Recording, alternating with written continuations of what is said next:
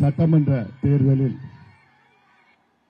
அனைத்து இந்திய அண்ணா திராவிட முன்னேற்ற கழகத்தின் தலைமையிலான தேசிய ஜனநாயக கூட்டணி சார்பிலே நன்னிலம் சட்டமன்ற தொகுதியின் அனைத்து இந்திய அண்ணா திராவிட முன்னேற்ற கழகத்தின் சார்பில் போட்டியிடுகின்ற நம்முடைய வெற்றி வேட்பாளர் உங்களுக்கெல்லாம் நன்கு அறிமுகமானவர் மட்டுமல்ல, இந்த தொகுதியின் வளர்ச்சிக்காக, இந்த மாவட்டத்தின் வளர்ச்சிக்காக பாடுபட்டு அவர் மீது நீங்கள் நம்பிக்கை வைத்து 3 முறை உங்களுடைய சட்டமன்ற உறுப்பினராக தேர்வு செய்து தமிழக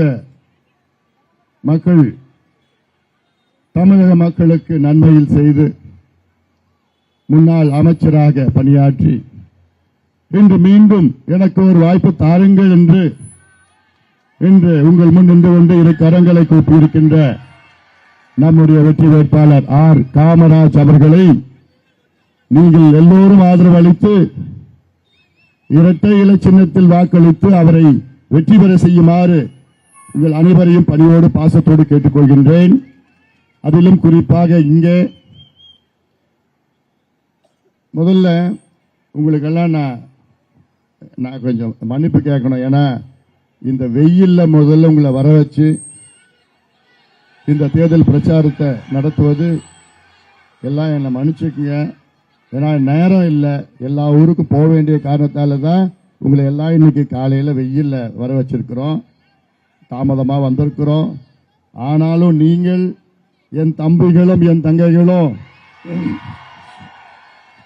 எங்களுக்கெல்லாம் வெயில் சாதாரணம் என்று எழுச்சியோடு வீரத்தோடு உறுதியாக நம்முடைய வேட்பாளர் காமராஜை வெற்றி பெற வைப்போம் என்று எழுச்சியோடு வருகை தந்திருக்கின்ற என் தம்பிகளே, என் தங்கைகளே, என் சகோதரிகளே, தாய்மார்களே, அண்ணன்மார்களே, என் உயிரோடு மேலான அன்பு பாட்டாளி சொந்தங்களே, உங்கள் அனைவருக்கும் என்னுடைய பணிவான வணக்கங்கள். இந்த தேர்தல் தமிழ்நாட்டிற்கு மிக முக்கியமான ஒரு தேர்தல். தமிழ்நாட்டிற்கு விடுதலை பெற வேண்டும், தமிழ்நாட்டுக்கு விடுதலை நாம் எல்லோரும் வாங்க வேண்டும் என்றால் ஒரு மோசடி திமுக ஆட்சியை 420 ஏமாற்றுகின்ற பெண்களுக்கு எதிரான திமுக ஆட்சியை அகற்ற வேண்டும். எடப்பாடி பழனிசாமி அவர்களை தமிழ்நாட்டின் முதலமைச்சராக கொண்டு வர வேண்டும். அதற்கு இங்கே நன்னிலம் தொகுதியில் நம்முடைய வெற்றி வேட்பாளர் ஆர் காமராஜ் அவர்கள் இரட்டை இலை சின்னத்திலே மிகப்பெரிய வெற்றியை பெற வேண்டும். நண்பர் காமராஜ் அவர்கள் மீண்டும் வெற்றி பெற்றவுடன் தமிழ்நாட்டின் அமைச்சராக நிச்சயமாக வருவார். இந்த தொகுதி மீண்டும் ஒரு அமைச்சர் தொகுதியாக வரும். நல்ல திட்டங்கள் இந்த பகுதியில் அத்துணை வளர்ச்சி திட்டங்களை கொண்டு வந்தவர் காமராஜர் அவர்கள். இந்த பகுதியில் கலை அறிவியல் கல்லூரி கொண்டு வந்தவர் காமராஜ் அவர்கள். இந்த பேருந்து நிலையத்தையும் கொண்டு வந்தவர் காமராஜர் அவர்கள். இந்த தொகுதியில் சின்ன சின்ன ஓடைகள், ஆறுகள் அத்தனையும் மேம்பாடுகளை கட்டியவர் காமராஜ் அவர்கள். பள்ளிக்கூடங்களை கட்டியவர் நம்முடைய காமராஜ் அவர்களை நீங்கள் எல்லோரும் இரட்டை இலை சின்னத்திலே வாக்களித்து அவரை வெற்றி பெற செய்யுமாறு பணிவோடு பாசத்தோடு கேட்டுக்கொள்கின்றேன். ஏன் திமுக மீண்டும் ஆட்சிக்கு வரக்கூடாது? ஏன் திமுக தோல்வி அடைய வேண்டும்? ஏன் அண்ணா திமுக வெற்றி பெற வேண்டும் என்று மிகப்பெரிய ஒரு காரணம், மிக முக்கியமான ஒரு காரணம் என்னன்னா, இன்று தமிழ்நாட்டில் பெண்களுக்கு பாதுகாப்பு கிடையாது. அது நீங்க எல்லாம் ஒத்துப்பீங்கன்னு நினைக்கிறேன். எதை வச்சு நான் சொல்றேன்னா, அன்றாடம் பெண்களை பாலியல் வன்கொடுமை செய்கின்றார்கள். பெண் குழந்தைகளை, சின்ன சின்ன பிஞ்சு குழந்தைகளை கெடுத்து கொலை செய்து கொண்டிருக்கின்றார்கள் திமுக.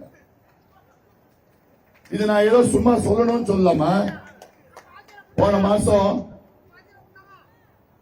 கிருஷ்ணகிரி மாவட்டம், தர்மபுரி பக்கத்தில் இருக்கு கிருஷ்ணகிரி மாவட்டம், 2 வயசு குழந்தை விளையாடிட்டு இருந்து வீட்டுக்கு வெளியில திடீர்னு காணாம போயிடுச்சு.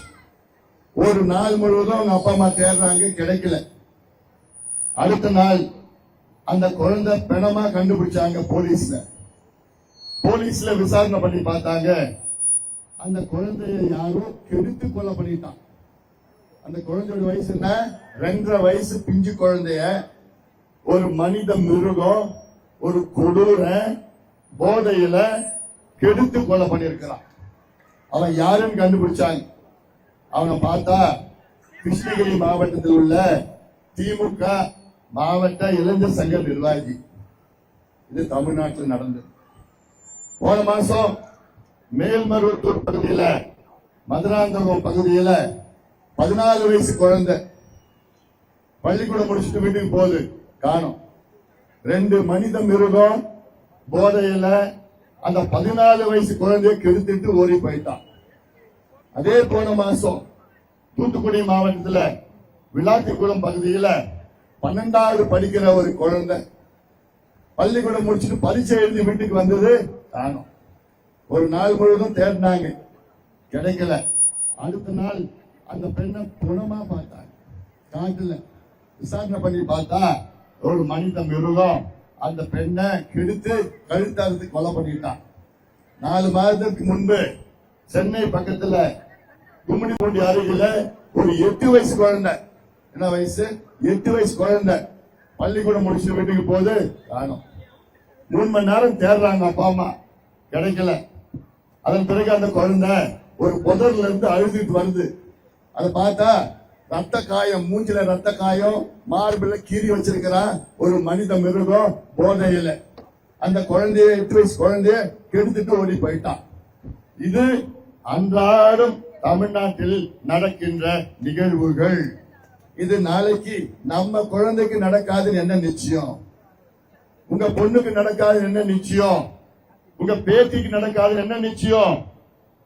நானும் 3 பெண்ணை பெற்ற அப்பா, 3 மகள்களை பெற்ற தந்தை, எனக்கும் அந்த ஆதங்கம் இருக்கு. அதனாலதான் நான் சொல்றேன், நாளைக்கு இது உங்களுக்கு நடக்காதுன்னா, நடக்க கூடாதுன்னா தமிழ்நாட்டில் எடப்பாடி பழனிசாமி அவர்கள் முதலமைச்சரா வந்தால்தான் உங்கள் பிள்ளைகள், பெண் பிள்ளைகள், பெண்களுக்கு பாதுகாப்பு கிடைக்கும். அதற்கு இப்போ இந்த தொகுதியில காமராஜ் அவர்கள் வெற்றி பெறணும், அங்க எடப்பாடி பழனிசாமி அவர்கள் முதலமைச்சரா வரணும். இப்ப ஸ்டாலின் அவர்கள் முதலமைச்சர் 5 ஆண்டு காலம். தமிழ்நாட்டில் எத்தனையோ முதலமைச்சர்கள் நம்ம பார்த்தோம். ஆனால் எந்த முதலமைச்சர் ஆட்சி காலத்துல இவ்வளவு குழந்தைகள், 2.5 வயசு குழந்தை, 4 வயசு குழந்தை, 8 வயசு குழந்தை, 10 வயசு குழந்தை, 14 வயசு குழந்தைய கெடுத்து கொலை பண்ற ஆட்சி இதுவரைக்கும் தமிழ்நாட்டில் நடந்ததே கிடையாது. முதல் முறையா நடக்கிறதுனா அதுக்கு ஒரு கையால் ஆகாத, திறமை இல்லாத, தகுதி இல்லாத, நேர்மை இல்லாத திமுக ஆட்சி, ஸ்டாலின் அவர்களுடைய ஆட்சி நடக்கிறதுக்கு காரணம் தான் உங்க பிள்ளைகளுக்கும் பெண்களுக்கும் இன்னைக்கு பாதுகாப்பு இல்லை. பிள்ளைகளா ஸ்கூல் படிக்க போனா ஐயோ எப்ப வருவாங்க, கல்லூரி படிக்க போனா பத்திரமா வந்துருவாங்களா, வேலைக்கு போனா பத்திரமா வந்துருவாங்களான்னு அந்த பயம், அந்த ஆதங்கம் தமிழ்நாட்டில் எல்லா பெற்றோர்களுக்கும் தாய்மார்களுக்கும் இருக்கு. அந்த பயம் போக்கணும்னா தமிழ்நாட்டில் எடப்பாடி பழனிசாமி அவர்கள் முதலமைச்சரா வந்தால்தான் அந்த பயம் போகும். நீங்க தைரியமா வெளியில போலாம், படிக்க போலாம், வேலைக்கு போலாம், கல்லூரிக்கு போலாம். 2வது, ஸ்டாலின் அவர்கள் நேற்றைய முன்தினம் ஒரு சட்ட நகலை, சட்ட மசோதா நகலை கொளுத்தினார், எரிச்சாருமா. அந்த சட்ட நகல், சட்டம் எதுக்கு தெரியுமா கொண்டு வரணும்? மோடி அரசு மத்தியில ஒரு சட்டத்தை கொண்டு வரதுக்கு திட்டமிட்டாங்க. அந்த சட்டம் என்ன சொல்லுதுன்னா, சட்டமன்றத்தில், நாடாளுமன்றத்தில் பெண்களுக்கு 33 விழுக்காடு இடஒதுக்கீடு வழங்கப்படும் என்ற ஒரு சட்டம். இன்னைக்கு பெண்கள் நாடாளுமன்றத்தில் மிக குறைந்த அளவில் இருக்கிறாங்க, சட்டமன்றத்தில் மிக குறைந்த அளவில் இருக்கிறாங்க. அதிகமா ஆகணுமா வேண்டாமா? பெண்கள் சட்டமன்றம் போகணுமா வேண்டாமா? பெண்கள் நாடாளுமன்றம் போகணுமா வேண்டாமா? போகணும். அதுக்காகத்தான் மோடி அரசு மத்தியில நாடாளுமன்றத்தில் ஒரு சட்டத்தை கொண்டு வந்தார். என்ன சட்டம்? 33 விழுக்காடு, 3ல் 1 பங்கு பெண்கள், அவங்களுக்கு சட்டமன்றத்திலையும் நாடாளுமன்றத்திலையும் இடஒதுக்கீடு வழங்குகின்ற சட்டம். இந்த சட்டம் வேண்டாம்னு சொல்றது யாரு? ஸ்டாலின் அவர்கள். வேண்டாம் மட்டும் சொல்லல ஸ்டாலின் அவர்கள், அந்த சட்ட நகலை கருப்பு சட்டம் போட்டு கொளுத்துறார். அந்த சட்டம் நாடாளுமன்றத்தில் வந்தவுடன் வாக்கெடுப்பு நடந்தது. வாக்கெடுப்புல திமுக அந்த சட்டத்தை தோற்கடித்து விட்டது. ஸ்டாலின் அவர்கள் நாடாளுமன்றத்திலே இந்த சட்டம் வரக்கூடாது என்று நேற்று தோற்கடிக்கப்பட்டது. இந்த சட்டம் எவ்வளவு வன்மம் பாருங்க. ஸ்டாலின் அவர்களுக்கு திமுகவுக்கு பெண்கள் படிக்கக்கூடாது, பெண்கள் வேலைக்கு போகக்கூடாது, பெண்கள் முன்னேறக்கூடாது, பெண்களுக்கு அதிகாரம் வரக்கூடாது, பெண்கள் எம்எல்ஏ ஆகக்கூடாது, பெண்கள் எம்பி ஆகக்கூடாதுன்னு அந்த வன்மமான புத்தி ஸ்டாலின் அவர்களுக்கு. நீங்க பெண்கள்லாம் நீங்க ஞாபகம் வச்சுக்கோங்க, எவ்வளவு வன்மம்னா நீங்க எல்லாம் படிக்க கூடாதா, முன்னேறக்கூடாதா, வேலைக்கு போக கூடாதா, அதிகாரம் வரக்கூடாதா, எம்எல்ஏ ஆகக்கூடாதா, எம்பி ஆகக்கூடாதா. அது மட்டுமில்ல, அந்த சட்டத்தை தோற்கடிச்சுட்டு ஸ்டாலின் அவர்கள் பட்டாசு வெடிச்சு கொண்டாடுறார். இதுனா தீபாவளியா? இது என்னை பொறுத்த வரைக்கும் இது மிகப்பெரிய ஒரு அயோக்கியத்தனம், இது மிகப்பெரிய ஒரு துரோகம், பெண்களுக்கு செய்த மிகப்பெரிய ஒரு துரோகம். அந்த நகலை கொளுத்துறாரு, நாடாளுமன்றத்தில் அந்த சட்டத்தை தோற்கடிக்கிறாரு. தோற்கடித்த பிறகு அந்த பட்டாசு வெடிச்சு கொளுத்துறாரு, பட்டாசு வெடிச்சு கொண்டாடுறாருன்னா, ஸ்டாலின் அவர்களே, உங்க தங்கச்சி மட்டும்தான் எம்பியா வரணுமா? இவங்க யாரும் எம்பியா வரக்கூடாதா? இந்த சகோதரிகள், பாட்டாளிகள், தொழிலாளர்கள், பட்டியலின மக்கள், ஒடுக்கப்பட்ட மக்கள் எல்லாம் யாரும் எம்எல்ஏ எம்பி வரக்கூடாதா? பெண்கள் வரக்கூடாதா? அந்த வன்மம் தான் ஸ்டாலின் அவர்களுக்கு. அதான் சொல்றேன், இந்த தேர்தலில் தமிழ்நாட்டில் அத்துணை பெண்களும் திமுகவுக்கு எதிர்த்து வாக்களியுங்கள். உங்களை அடக்க ஒடுக்க பார்க்கின்ற திமுகவை வீட்டுக்கு அனுப்புங்கள், வீட்டுக்கு அனுப்புங்கள். இது மிக முக்கியமானது, மிக முக்கியமானது. அதாவது இன்னைக்கு தமிழ்நாட்டில் 39 மக்களவை தொகுதி இடங்கள் நாடாளுமன்றத்தில் இருக்கிறது. அந்த 39ல 5 பேர் தான் பெண்கள். இன்னைக்கு மோடி அவர்கள் கொண்ட சட்டத்தில் 39ல இருந்து 69 இடங்கள் அதிகரிக்கப்படும். 69 இடத்துல 20 பெண்கள் தமிழ்நாட்டிலிருந்து நாடாளுமன்றத்துக்கு செல்வார்கள். இன்னைக்கு ஸ்டாலின் அவர் சொந்த குடும்பத்தில் 5 பெண்கள் 2 பெண்கள் ஸ்டாலின் அவர் குடும்பத்தில். அப்போ நீங்க யாரும் வரக்கூடாது, பாமரங்கள்ல நாடாளுமன்றம் போகக்கூடாது, பாட்டாளிகள்ல நாடாளுமன்றம் போகக்கூடாது, விவசாயிகள்ல நாடாளுமன்றம் போகக்கூடாது. அதெல்லாம் சிந்தித்து பாருங்கள்.